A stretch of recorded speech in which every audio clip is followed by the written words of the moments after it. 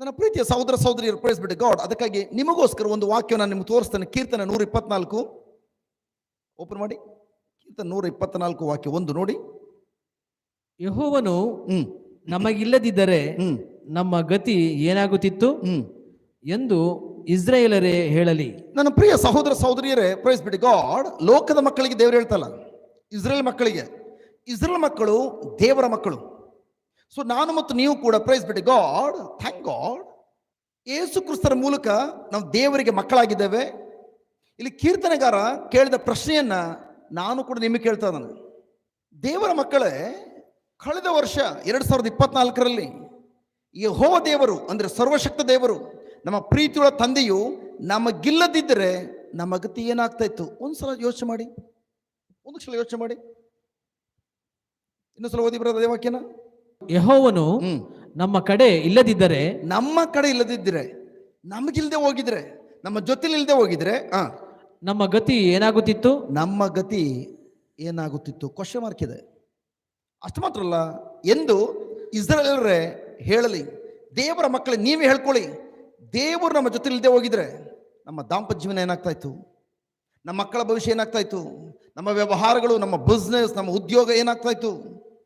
ನನ್ನ ಪ್ರೀತಿಯ ಸಹೋದರ ಸಹೋದರಿಯರೇ, ಪ್ರೈಸ್ ಗಾಡ್. ಯಾತಕ್ಕಾಗಿ ವರ್ಷದ ಆರಂಭದಲ್ಲಿ ನಾನು ಇದನ್ನು ನಿಮಗೆ ಜ್ಞಾಪಿಸ್ತದನಂತಂದ್ರೆ, 2024 ದಾಟಿಸಿ 2025ಕ್ಕೆ ನಮ್ಮೊಂದಿಗೆ ಕಳೆದ ವರ್ಷ ಇದ್ದಂಥ ದೇವರು ಈ ವರ್ಷ ಕರೆದುಕೊಂಡು ಬಂದಿದ್ದಾರೆ.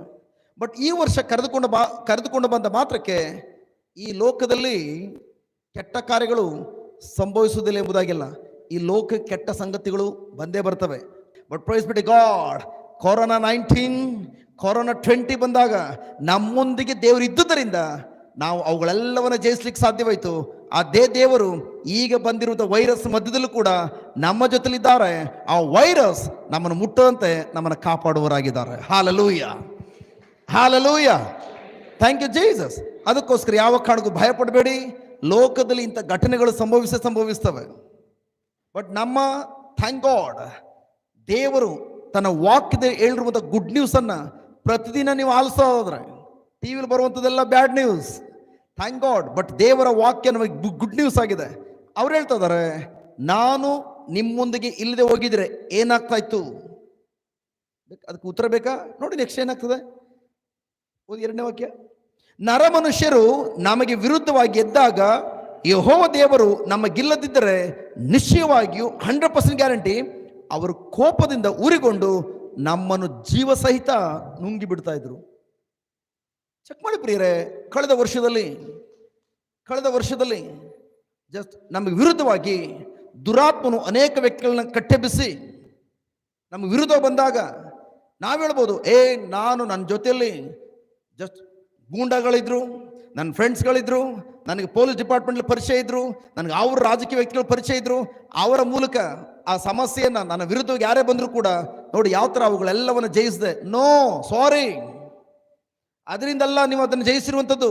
ನಮ್ಮೊಂದಿಗೆ ನಮ್ಮ ತಂದೆಯ ದೇವರು ಇದ್ದುದರಿಂದ ಆ ವ್ಯಕ್ತಿಗಳನ್ನು ಉಪಯೋಗಿಸಿಕೊಂಡು ನಮ್ಮನ್ನು ನುಂಗಿ ಬಿಡುವಂತಹ ಅಂಥ ವ್ಯಕ್ತಿಗಳ ಕೈಯಿಂದ ನಮ್ಮನ್ನು ಬಿಡುಗಡೆ ಮಾಡಿರುವಂಥದ್ದು.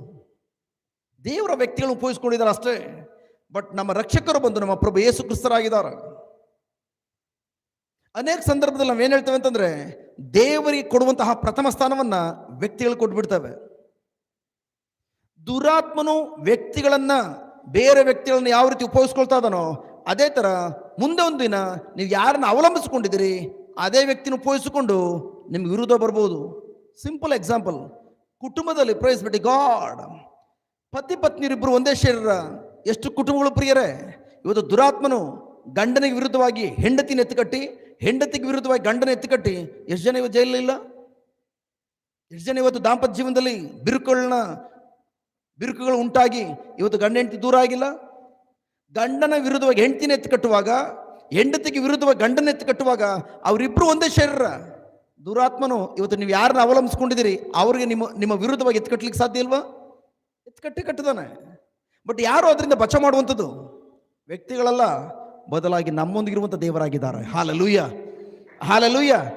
ದೇವರು ನಮ್ಮೊಂದಿಗೆ ಇಲ್ಲದೆ ಹೋಗಿದ್ರೆ ಕಳೆದ ವರ್ಷ ನಮಗೆ ವಿರುದ್ಧವಾಗಿ ಬಂದಂತಹ ಪ್ರತಿಯೊಂದು ಪರಿಸ್ಥಿತಿಗಳು ನಮ್ಮ ನುಂಗಿ ಹಾಕ್ಬಿಡ್ತಾ ಇದ್ವು.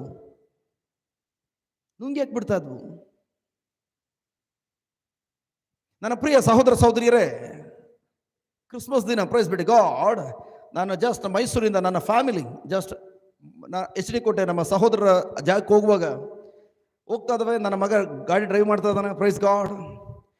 ಸಡನ್ ಆಗಿ ಪ್ರೈಸ್ ಡೌನ್ ಫುಲ್ ಫಾಸ್ಟಾಗಿ ಹೋಗ್ತಾ ಇದ್ದಾವೆ, ಖುಷಿ, ಒಳ್ಳೆ ವರ್ಷಿಪ್ ಸಾಂಗ್ ಹಾಕ್ಕೊಂಡಿದ್ದೇವೆ.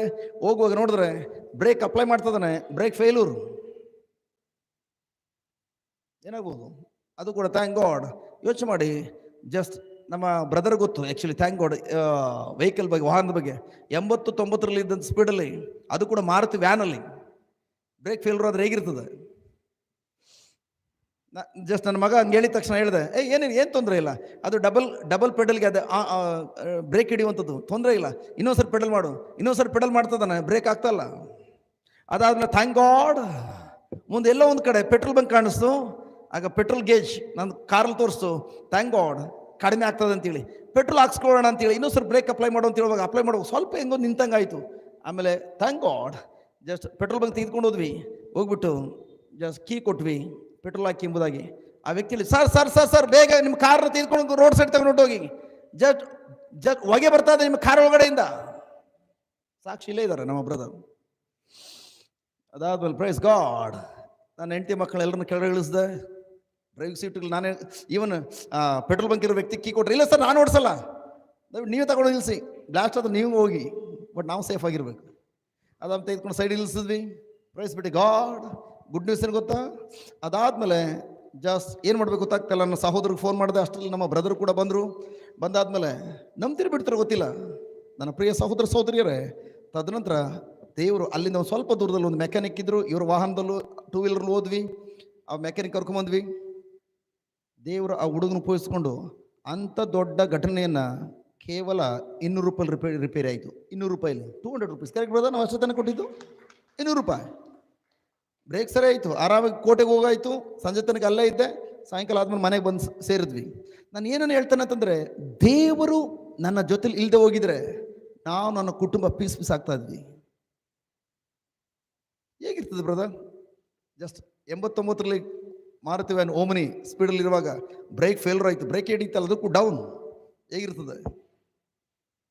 ದೇವರು ನಮ್ಮ ಜೊತೆಲಿ ಇಲ್ಲದೆ ಹೋದರೆ ಆ ಸಂದರ್ಭದಲ್ಲಿ ನಮ್ಗೆ ಧೈರ್ಯ ಕೊಡೋರು ಯಾರಿದ್ರು ಪ್ರಿಯರೇ? ಅದಕ್ಕಾಗಿ ವರ್ಷದ ಆರಂಭದಲ್ಲಿ ದೇವರು ನಮ್ಗೇನು ಕಲಿಸ್ಕೊಡ್ತಿದಾರೆ ಅಂತಂದರೆ, ನೀವು ಯಾರ ಮೇಲೂ ಅವಲಂಬಿಸ್ಕೊಳ್ಬೇಡಿ. ನಿಮ್ಮ ಸಂಗಾತಿಯ ಮೇಲೆ ಆಗಲಿ, ಅಥವಾ ನಿಮ್ಮ ಪ್ರೀತಿ ಪಾತ್ರ ಮೇಲಾಗಲಿ, ನಿಮ್ಮ ಮಕ್ಕಳ ಮೇಲಾಗಲಿ, ಯಾರ ಮೇಲೂ ಕೂಡ ಅವಲಂಬಿಸ್ಕೊಳ್ಳುವಂಥದ್ದಿಲ್ಲ. ಯಾಕೆಂದ್ರೆ ಸಮಸ್ಯೆಗಳು ಬಂದಾಗ, ಒತ್ತಡ ಜಾಸ್ತಿ ಆದಾಗ ಅವರನ್ನೇ ನಮ್ಗೆ ವಿರುದ್ಧ ಎತ್ಕಟ್ಟಿ ಅನೇಕ ಚುಚ್ಚು ಮಾತುಗಳನ್ನು ಅವ್ರ ಮೂಲಕ ಆಡಿಸಿ ನಮ್ಮಿಬ್ಬರನ್ನ ಶತ್ರುಗಳಾಗಿ ಮಾರ್ಪಡಿಸ್ಬೋದು.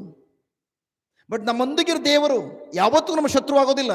ನಾವು ಈವನ್ ಒಂದು ವೇಳೆ ತಪ್ಪನ್ನು ಮಾಡಿದರೂ ಕೂಡ ನಮ್ಮ ದೇವರು ನಮ್ಮ ಜೊತೆಲಿದ್ದು ಆ ತಪ್ಪಿನ ಮಧ್ಯದಲ್ಲೂ ಕೂಡ ನಮಗೆ ಪಶ್ಚಾತ್ತಾಪದ ಹೃದಯವನ್ನು ಕೊಟ್ಟು ನಮ್ಮನ್ನು ಅಲ್ಲಿಂದ ಮೇಲೆತ್ತಿ ನಮ್ಮನ್ನು ಸರಿದಾರಿಗೆ ಅವರ ಪ್ರೀತಿಯ ಹಾದಿಯಲ್ಲಿ ಮುನ್ನಡೆಸುವಂಥ ತಂದೆಯಾಗಿದ್ದಾರೆ. Hallelujah, hallelujah, hallelujah. ನನ್ನ ಪ್ರಿಯ ಸಹೋದರ ಸಹೋದರಿ, ಅದಕ್ಕಾಗಿ ಪ್ರೈಸ್ ಬಿಟ್ಟು ಗಾಡ್. ವರ್ಷದ ಆರಂಭದಲ್ಲಿ ಥ್ಯಾಂಕ್ ಗಾಡ್, ದೇವರು ನಮಗೆ ಏನನ್ನು ಕಲಿಸ್ಕೊಡ್ತಾ ಇದ್ದಾರೆ ಅಂತಂದರೆ, ಏನೇ ಸಮಸ್ಯೆಗಳು ಬರಲಿ, ಸಮಸ್ಯೆ ಬರಲಿ ಅಥವಾ ಬರದೇ ಹೋಗಲಿ, ಅನುದಿನದ ಪಯಣದಲ್ಲಿ ಥ್ಯಾಂಕ್ ಗಾಡ್, ಅದು ಚಿಕ್ಕ ಪುಟ್ಟ ಸಮಸ್ಯೆಗಳಾಗಲಿ ಅದು ದೊಡ್ಡ ಸಮಸ್ಯೆಗಳಾಗಲಿ, ನಾವು ಯಾರನ್ನೂ ಅವಲಂಬಿಸಿಕೊಳ್ಳುವಂಥದ್ದಿಲ್ಲ. ಪ್ರವಾದಿಗಳನ್ನಾಗಲಿ, ಪ್ರಬೋಧಕರನ್ನಾಗಲಿ, ಗುರುಗಳನ್ನಾಗಲಿ, ಅಥವಾ ಇನ್ನೊಂದು ಯಾವುದೋ ಪ್ರಾರ್ಥನಾ ತಂಡದವರನ್ನಾಗಲಿ ಯಾರನ್ನೂ ಅವಲಂಬಿಸಿಕೊಳ್ಳುವಂಥದ್ದಿಲ್ಲ. ಅದಕ್ಕಿಂತ ಮಿಗಿಲಾಗಿ ನನ್ನೊಂದಿಗಿರುವ ನನ್ನ ತಂದೆಯ ದೇವರು, ನನ್ನೊಂದಿಗಿರುವ ದೇವರು, ಪ್ರೈಸ್ ಬಿಟ್ಟು ಗಾಡ್, ಅವರು ಸದಾಕಾಲ ನಮಗೆ ಸಹಾಯ ಮಾಡುವಂಥ ದೇವರಾಗಿದ್ದಾರೆ, ನಮ್ಮನ್ನು ಕಾಪಾಡುವವರಾಗಿದ್ದಾರೆ. ಅವರ ಮೇಲೆ ಅವಲಂಬಿಸಿಕೊಂಡು ಅವರಲ್ಲಿ ಮಾತ್ರ ನಾವು ಬಲಗೊಂಡು ನಮ್ಮ ಅನುದಿನ ಜೀವಿತದಲ್ಲಿ ಹೆಜ್ಜೆ ಇಡೋಣ. Hallelujah, hallelujah. ನನ್ನ ಪ್ರಿಯ ಸಹೋದರ ಸಹೋದರಿಯರೇ, ಕಳೆದ ವರ್ಷ 2024ರಲ್ಲಿ ನಿಮ್ಮ ಜೀವನದಲ್ಲಿ ದುರಾತ್ಮನು ಯಾವುದೆಲ್ಲ ಕದ್ಕೊಂಡು ಹೋಗಿದ್ದಾನೋ, ನಿಮ್ಮ ಆರೋಗ್ಯನ ಕದ್ಕೊಂಡು ಹೋಗಿರ್ಬೋದು, ನಿಮ್ಮ ಹಣಕಾಸನ್ನು ಕದ್ಕೊಂಡು ಹೋಗಿರ್ಬೋದು, ನಿಮ್ಮ ಬಿಸ್ನೆಸ್ಸನ್ನು ಕದ್ಕೊಂಡು ಹೋಗಿರ್ಬೋದು, ನಿಮ್ಮ ದಾಂಪತ್ಯ ಜೀವನದಲ್ಲಿ ಬಿರುಕುಗಳನ್ನು ಉತ್ಪತ್ತಿ ಮಾಡಿ ಪ್ರೀತಿಯನ್ನು ಸಮಾಧಾನ ಕದ್ಕೊಂಡು ಹೋಗಿರ್ಬೋದು, ನಿಮ್ಮ ಮಕ್ಕಳನ್ನು ತಪ್ಪಾದ ಹಾದಿಗೆ ತೆಗೆದುಕೊಂಡು ಹೋಗಿರ್ಬೋದು. ಏನೆಲ್ಲ ಕಳೆದ ವರ್ಷದಲ್ಲಿ ಪ್ರೈಸ್ ಬಿಟ್ಟು ಗಾಡ್, ದೇವರು ನಿಮ್ಮ ಜೊತೆಲಿದ್ದರೂ ಕೂಡ ದುರಾತ್ಮನು ಏನೆಲ್ಲ ಕದ್ಕೊಂಡು ಹೋಗಿದಾನೋ, ಈ ವರ್ಷ ಅವುಗಳೆಲ್ಲವನ್ನ, ವರ್ಷದ ಆರಂಭದಿಂದಲೇ ಅವುಗಳೆಲ್ಲವನ್ನ ನೀವು ಯೇಸು ನಾಮದಲ್ಲಿ ನಿಮ್ಮದಾಗಿರುವುದೆಲ್ಲವನ್ನ ನೀವು ಹೊಂದಿಕೊಳ್ಳುವಂಥ ವರ್ಷವಾಗಿದೆ. Hallelujah, hallelujah. ಯಾಕಂದ್ರೆ ಬೈಬಲ್ ಹೇಳ್ತದೆ, ಕ್ರಿಸ್ತ ಯೇಸುವಿನಲ್ಲಿ ತಂದೆ ದೇವರು ನಮಗೆ ಎಲ್ಲ ಬಗೆಯ ಆಶೀರ್ವಾದವನ್ನು ಕೊಟ್ಟಿದ್ದಾರೆ. ಎಫೆಸರಿಗೆ ಬರೆದ ಪತ್ರ 1:3 ತಂದೆ ದೇವರು ಯೇಸು ಕ್ರಿಸ್ತರ ಮೂಲಕ ನಮಗೆಲ್ಲ ಬಗೆಯ ಆಶೀರ್ವಾದ ಕೊಟ್ಟಿದ್ದಾರೆ. ಎಲ್ಲರೂ ಹೇಳೋಣ, ಎಲ್ಲ ಬಗೆಯ ಎಲ್ಲ ಬಗೆಯ ಎಲ್ಲ ಬಗೆಯ ಎಲ್ಲ ಬಗೆಯ ಆಶೀರ್ವಾದಗಳನ್ನು ಆಶೀರ್ವಾದಗಳನ್ನು ಕ್ರಿಸ್ತ ಯೇಸುವಿನ ಮೂಲಕ ಕ್ರಿಸ್ತ ಯೇಸುವಿನ ಮೂಲಕ ತಂದೆಯ ದೇವರು ತಂದೆಯಾದ ದೇವರು ನನಗೆ ಅನುಗ್ರಹಿಸಿದ್ದಾರೆ. ಅನುಗ್ರಹಿಸಿದ್ದಾರೆ. ಸೊ ದೇವರು ಯೇಸು ಕ್ರಿಸ್ತರ ಮೂಲಕ ಯೇಸು ಕ್ರಿಸ್ತರಲ್ಲಿ ತಿರುಗುಟ್ಟಿರುವಂತಹ ನಮ್ಮೆಲ್ಲರಿಗೂ ಎಲ್ಲ ಬಗೆಯ ಆಶೀರ್ವಾದ ಕೊಟ್ಟಿದ್ದಾರೆ. ಆರೋಗ್ಯ, ಸಮಾಧಾನ, ಸಮೃದ್ಧಿ, ಪ್ರೀತಿ, ಐಶ್ವರ್ಯ, ಏನೆಲ್ಲ ಬೇಕು ಎಲ್ಲವನ್ನು ಕೊಟ್ಟಿದ್ದಾರೆ. ಆದರೆ ದುರಾತ್ಮನು, ಕಳ್ಳನಾಗಿರುವ ಸೈತಾನನು, ಆ ಶತ್ರು ನಮ್ಮ ಜೀವನದಲ್ಲಿ ಪ್ರವೇಶಿಸಿ ಅನೇಕ ಕಾರ್ಯಗಳನ್ನು, ದೇವರು ಕೊಟ್ಟದ ಆಶೀರ್ವಾದವನ್ನು ಕದ್ಕೊಂಡು ಹೋಗಿರ್ಬೋದು. ಬಟ್ ಅವನು ಕದ್ಕೊಂಡು ಹೋದ ಮಾತ್ರಕ್ಕೆ ಪ್ರೈಸ್ ಬಿಟ್ಟು ಗಾಡ್ ಅದೆಲ್ಲವೂ ಕೂಡ ಅವನದಾಗಿರ್ಲಿಕ್ಕೆ ಸಾಧ್ಯ ಇಲ್ಲ. ನಮ್ಮ ತಂದೆಯಾದ ದೇವರು ಯೇಸು ಕ್ರಿಸ್ತರ ಮೂಲಕ ನಮ್ಗೆ ಏನನ್ನು ಕೊಟ್ಟಿದ್ರು ಅವುಗಳೆಲ್ಲವನ್ನು ಅವನು ಹೈಜಾಕ್ ಮಾಡ್ಕೊಂಡು ಹೋಗಿದ್ದಾನೆ. ಅವನು ಅಧೀನದಲ್ಲಿರ್ಬೋದು. ಬಟ್ ವರ್ಷದ ಆರಂಭದಲ್ಲಿ 2025ರಲ್ಲಿ ನಾನು ನಿಮ್ಮೆಲ್ಲರಿಗೂ ಒಂದು ಪ್ರವಾದ ನುಡಿತಾ ಇದ್ದಾನೆ. ಅದೇನಂತಂದ್ರೆ ಪ್ರೈಸ್ ಗಾಡ್, ನಿಮ್ಮದೆಲ್ಲವನ್ನ ಏನೆಲ್ಲ ಕದ್ಕೊಂಡು ಹೋಗಿದಾನೋ ಈ ವರ್ಷದ ಆರಂಭದಲ್ಲೇ ನಿಮ್ಮೊಂದಿಗಿರುವ ದೇವರು ನಿಮ್ಮದೆಲ್ಲವನ್ನ ಮತ್ತೆ ಅವನ ಕೈಯಿಂದ ಕಿತ್ತು 7 ಮಡಿಯಷ್ಟು ನಿಮಗೆ ಹಿಂದಿರುಗಿಸಿಕೊಡುವಂತ ದೇವರಾಗಿದ್ದಾರೆ. Hallelujah, hallelujah. Hallelujah. ಈಗ ಯಾರು ಲಾಸು?